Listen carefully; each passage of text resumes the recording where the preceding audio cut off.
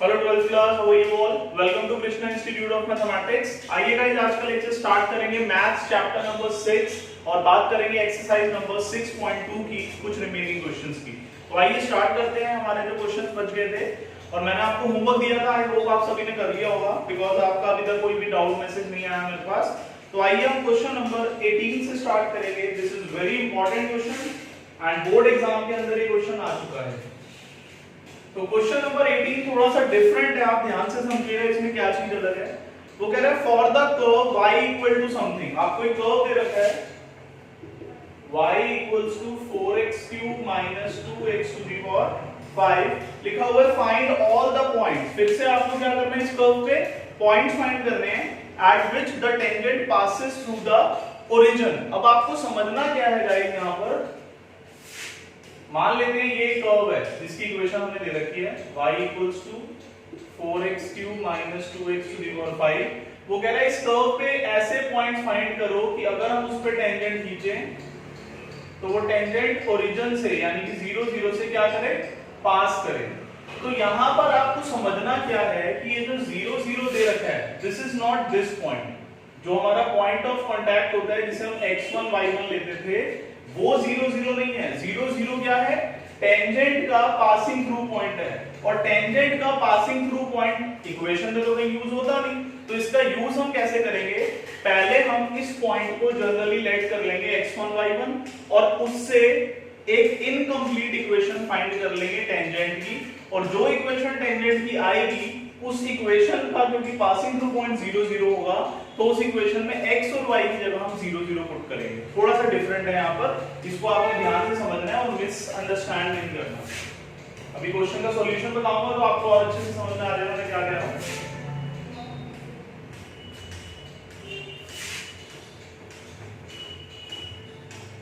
वो क्या कह रहा है आपसे क्वेश्चन में कि इस कर्व पे वो पॉइंट फाइंड करो कि उस पॉइंट पे अगर हम एक टेंजेंट खींचें तो वो टेंजेंट कहां से पास करता हुआ निकले, ओरिजिन से पास करता हुआ निकले। ठीक है बेटा, तो इसको हम स्टार्ट कैसे करेंगे जरा देखते हैं।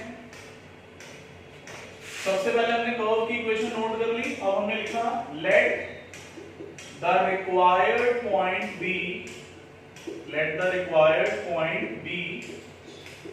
x1, y1। मान लिया इस कर्व पे वो पॉइंट जो हमें फाइंड करना था जिसपे खींचा गया टेंजेंट ओरिजिन से पास करेगा, वो पॉइंट कितना है x1, y1। अब क्योंकि ये पॉइंट किस पे लाई करता है, इस कर्व पे, तो वो इसको सेटिस्फाई करेगा। तो देयरफॉर इसमें मैं अगर y की जगह y1 और x की जगह x1 पुट करूं तो ये आ जाएगा हमारे पास। इसको आप एक इक्वेशन नंबर 1 मार्क करके होल्ड पे डाल दो। पहला काम हमने क्या करा कि जो पॉइंट हमें फाइंड करना था वो हमने लेट कर लिया x1 y1 जिस पे खींचा गया टेंजेंट ओरिजिन से पास करेगा। और क्योंकि ये पॉइंट इस कर्व पे लाई करता है तो हमने इसके अंदर इसके कोऑर्डिनेट्स पुट कर दिए। ठीक है, अब हमने क्या करा, इसको फर्स्ट मान लो, इसको सेकंड मान लो। अब हमने क्या करा, differentiate equation 1 with respect to x। इसको डिफरेंशिएट करेंगे स्लोप ऑफ टेंजेंट निकालने के लिए। तो dy by dx कितना आएगा, 12x² माइनस 10x4। और फिर स्लोप निकालने के बाद हम क्या करते हैं, उसमें पॉइंट पुट कर देते हैं। अब पॉइंट हमारे पास है तो नहीं, लेकिन x1 y1 ही पुट कर देंगे। तो हमारे पास ये क्या आ जाएगा, स्लोप ऑफ टेंजेंट आ जाएगा dy by dx की जो वैल्यू होती है। अब dy by dx में जो पॉइंट पुट करके आया, क्योंकि ये स्लोप ऑफ टेंजेंट है और पॉइंट हमारा x1 y1 है, तो इससे हम क्या करेंगे, टेंजेंट की इक्वेशन फाइंड आउट करेंगे। तो मुझे बताइए इक्वेशन ऑफ टेंजेंट का फॉर्मूला क्या होता है। Now equation of tangent at point क्या है, x1 y1, क्योंकि वो भी इनकम्प्लीट है। तो y minus y1 equals to slope of tangent into this. तो y1 तो y1 ही रहेगा, तो स्लोप ऑफ टेंजेंट ये है हमारा जो dy by dx में पुट करके आया था। तो 12 x1² माइनस 10x1 4, इसको ब्रैकेट में रखेंगे, x माइनस x1। तो ये जो आपके सामने लिखा हुआ है ये क्या है, इक्वेशन ऑफ टेंजेंट है, लेकिन इनकम्प्लीट है क्योंकि अभी तक हमें x1 y1 नहीं पता। अब हम क्या करेंगे, as this tangent passes through origin, निकालता है कि जो टेंजेंट है वो कहां से पास कर रहा है, ओरिजिन से पास कर रहा है। तो अगर मैं इसमें x और y की जगह 0 0 पुट कर दूं, क्योंकि जो पासिंग थ्रू पॉइंट होता है वो हम कहां पुट करते हैं, x और y की जगह। तो ये क्या बनेगा -y1, ये कितना है -x1, इसको मैं आगे लिख रहा हूं, और माइनस से माइनस कैंसिल करके y कितना आ जाएगा 12x1 क्यूब माइनस 10x1 की पावर 5। इसको इक्वेशन नंबर 3 मार्क कर दो। अब अगर आप सेकंड इक्वेशन देखो और थर्ड इक्वेशन देखो तो दोनों का लेफ्ट हैंड साइड सेम है, तो हम यहां लिख सकते हैं from equation 2 and 3, from equation 2 and 3 दोनों का राइट हैंड साइड इक्वल कर दो।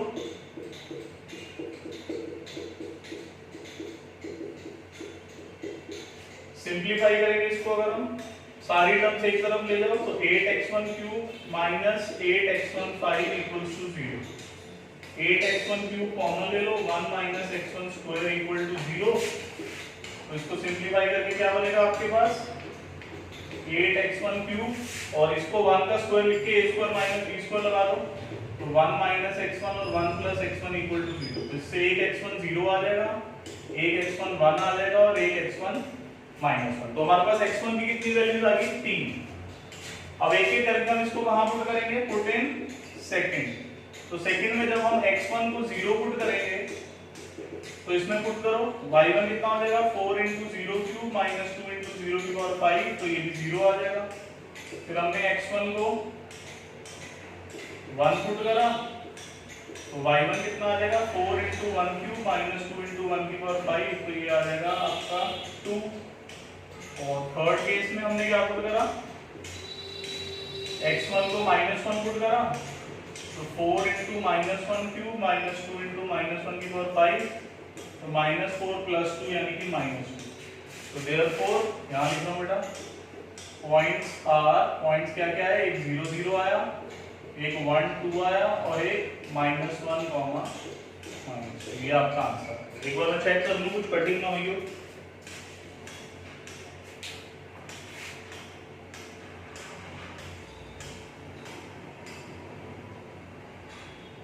अभी ठीक है।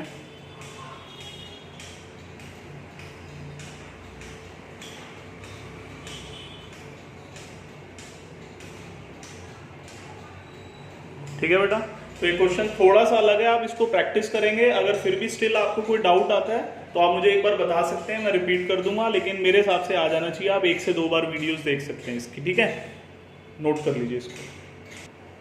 चलिए गाइस आगे बढ़ते हैं, क्वेश्चन नंबर 23 देख लेते हैं। This is the most important question. Question बहुत ही अलग है, इस बार ध्यान से समझना है आपको। पहली बात तो मैं आपको एक कंडीशन समझा रहा हूं इसको स्टार्ट करने से पहले।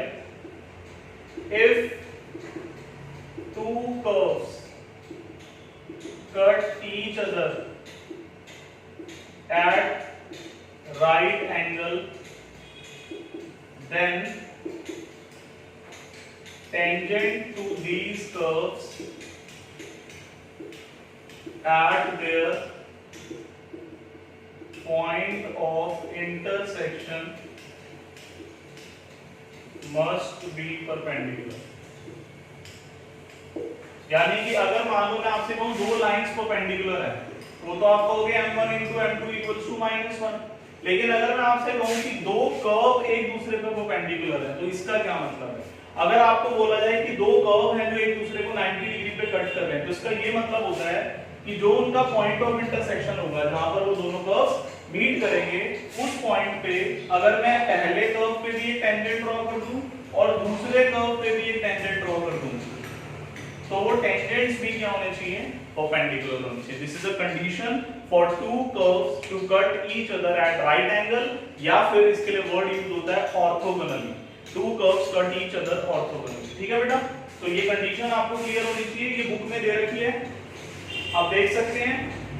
जिस पेज पे क्वेश्चन नंबर 23 है उसी पेज के लास्ट में एक स्टार बना हुआ है और उसका मतलब लिखा हुआ है। ठीक है, तो वहां से आप इसको नोट भी कर सकते हैं, पढ़ भी सकते हैं, समझ भी सकते हैं। तो आइए क्वेश्चन को शुरू करते हैं। अब इसके स्टेप्स क्या हैं मैं आपको समझाता हूं। वो कह रहा है prove that the curves x = y² and xy = k cut at right angles if 8k² = 1। इस क्वेश्चन में सबसे यूनिक बात क्या है, इस क्वेश्चन की सबसे यूनिक बात यह है कि पहला ऐसा क्वेश्चन है जिसमें दो कर्व्स दिए हों, अभी तक किसी क्वेश्चन में दो कर्व नहीं थे। करना क्या है, वो कह रहा है प्रूव करो कि ये दोनों कर्व राइट एंगल पे कब कट करेंगे, जब 8k² इक्वल टू 1 होगा। तो ऐसे क्वेश्चंस में क्या करते हैं हम, गिवन मान लेंगे कि दोनों कर्व 90 डिग्री पे कट कर रहे हैं। प्रूव क्या करना है कि 8k² इक्वल्स टू 1। और अगर मैं गिवन मान रहा हूं कि दो कर्व्स एक दूसरे को 90 डिग्री पे कट कर रहे हैं, तो इसका मतलब क्या हुआ कि अगर वो दोनों 90 डिग्री पे कट कर रहे हैं तो जो उनका पॉइंट ऑफ इंटरसेक्शन होगा, उस पॉइंट पे अगर हम दोनों कर्व पे एक एक टेंजेंट खींचें तो वो टेंजेंट्स परपेंडिकुलर होंगे। यानी कि इन शॉर्ट हमें उन दोनों कर्व्स का सबसे पहले पॉइंट ऑफ इंटरसेक्शन पता करना है क्या है, फिर उस पॉइंट ऑफ इंटरसेक्शन को पॉइंट ऑफ कांटेक्ट मानते हुए पहले फर्स्ट कर्व को डिफरेंशिएट करके उसका स्लोप ऑफ टेंजेंट निकालना है, फिर सेकंड कर्व को डिफरेंशिएट करके उसमें पॉइंट पुट करके उसका स्लोप ऑफ टेंजेंट निकालना है, और फिर हम एक कंडीशन लिखेंगे कि दोनों कर्व क्योंकि 90 डिग्री पे कट कर रहे हैं, इट मींस कि उनके टेंजेंट्स परपेंडिकुलर होंगे, यानी कि उनके स्लोप का प्रोडक्ट -1 के इक्वल रखेंगे, सॉल्व करेंगे और आपके पास 8k² इक्वल्स टू 1 आ जाएगा। तो कैसे स्टार्ट करेंगे देखते हैं। सबसे पहले दोनों कर्व्स की इक्वेशन नोट कर लेते हैं, इसको फर्स्ट इक्वेशन मान लेते हैं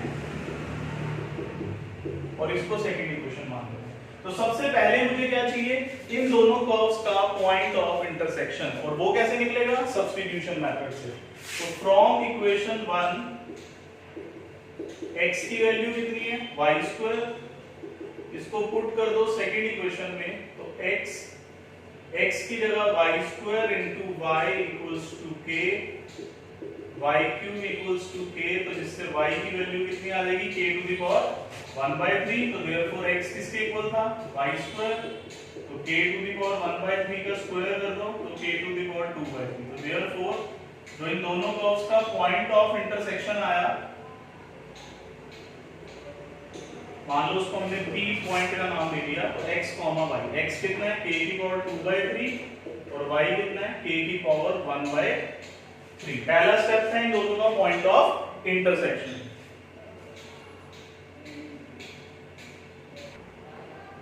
तो बेटा पॉइंट ऑफ इंटरसेक्शन के बाद हम क्या करेंगे, यानी कि ये जो पॉइंट ऑफ इंटरसेक्शन आया, ये वो पॉइंट है जहां दोनों कर्व इंटरसेक्ट कर रहे हैं। तो मुझे अगला स्टेप क्या करना है, जो पॉइंट ऑफ इंटरसेक्शन आया है, एक एक करके दोनों कर्व पे स्लोप ऑफ टेंजेंट निकालना है। स्लोप ऑफ टेंजेंट कैसे निकालते हैं किसी भी कर्व पे, पहले उसको डिफरेंशिएट करके dy/dx निकालते हैं और उसमें फिर वो पॉइंट पुट कर देते हैं जिस पे आपको टेंजेंट का स्लोप निकालना है।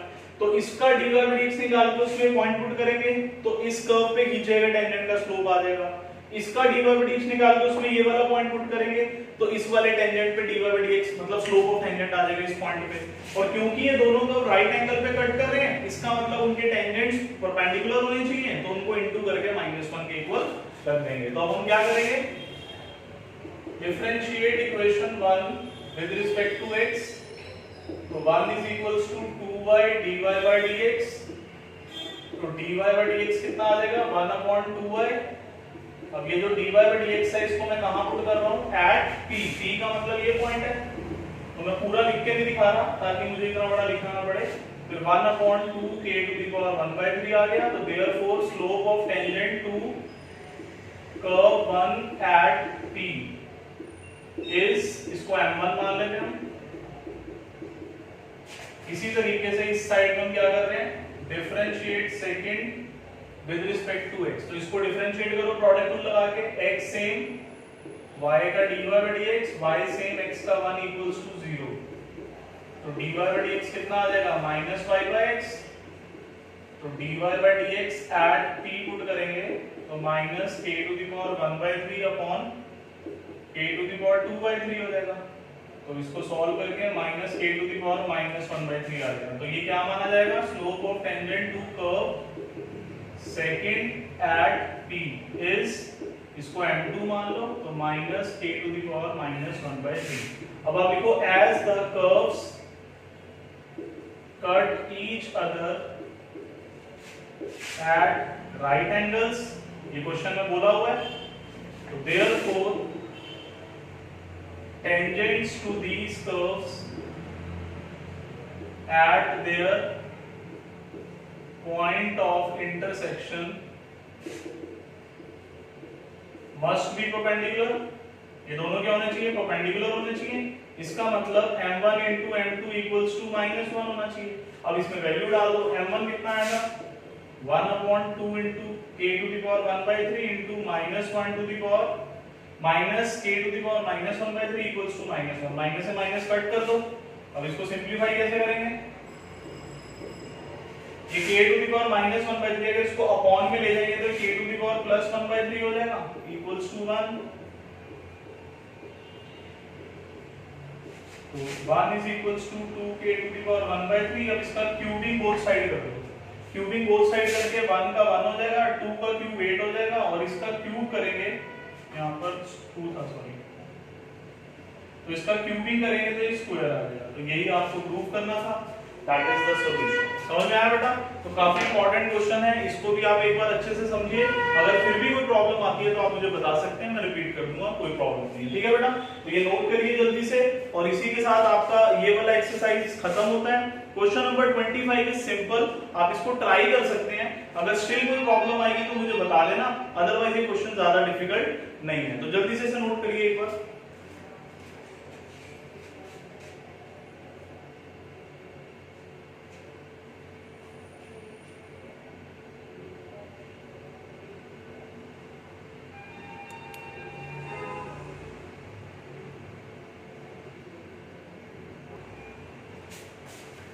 So guys, ये थी हमारी exercise number 6.3 that is standard and normal, जो हमने सक्सेसफुली खत्म कर ली है। आपको इसकी अच्छे से प्रैक्टिस करनी है और मुझे बताना है कोई भी डाउट होता है तो। नेक्स्ट लेक्चर में हम आपके लिए लेके आएंगे increasing and decreasing function, exercise number 6.2, जो कि बहुत इंटरेस्टिंग है, ध्यान से समझिएगा। और इसके बाद हमारा सीधा एक लास्ट टॉपिक बचेगा 6.5 व्हिच इज मैक्सिमम मिनिमम। तो आई होप आप साथ साथ इसको अच्छे से कवर कर रहे हैं। कोई भी प्रॉब्लम होती है आप प्लीज मुझसे बात करिए। Till then stay home, stay safe, bye bye, take care.